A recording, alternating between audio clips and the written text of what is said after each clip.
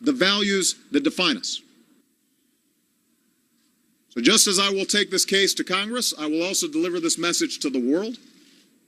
While the UN investigation has some time to report on its findings, we will insist that an atrocity committed with chemical weapons is not simply investigated, it must be confronted. I don't expect every nation to agree with the decision we have made. Privately, we've heard many expressions of support from our friends, but I will ask those who care about the writ of the international community to stand publicly behind our action. And finally, let me say this to the American people. I know well that we are weary of war.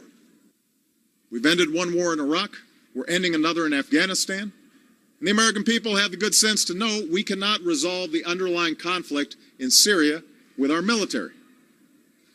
In that part of the world, there are ancient sectarian differences, and the hopes of the Arab Spring have unleashed forces of change that are going to take many years to resolve. And that's why we're not contemplating putting our troops in the middle of someone else's war.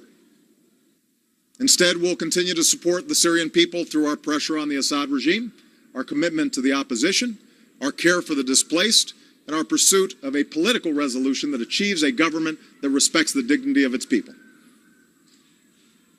But we are the United States of America. And we cannot and must not turn a blind eye to what happened in Damascus. Out of the ashes of World War, we built an international order and enforced the rules that gave it meaning. And we did so because we believe that the rights of individuals to live in peace and dignity depends on the responsibilities of nations. We aren't perfect, but this nation, more than any other, has been willing to meet those responsibilities.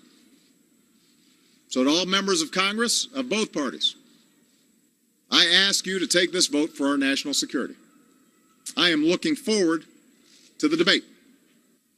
In doing so, I ask you, members of Congress, to consider that some things are more important than partisan differences or the politics of the moment.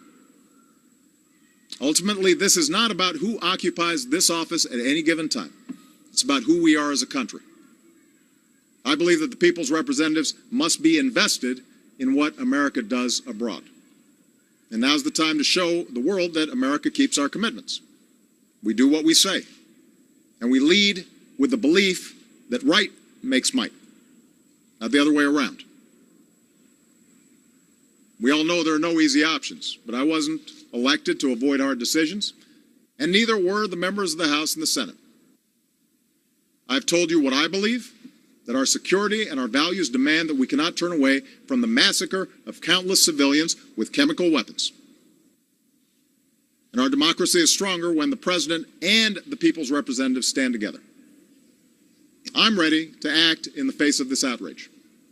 Today I'm asking Congress to send a message to the world that we are ready to move forward together as one nation.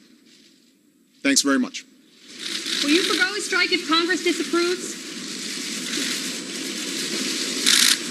President Barack Obama saying the U.S. should take military action against Syria, but also saying that he will seek authorization from the U.S. Congress. Talking to House and Senate leaders this morning, he says they agreed to hold a debate and then a vote when Congress gets back. Congress is not scheduled to be back until September 9th from the Labor Day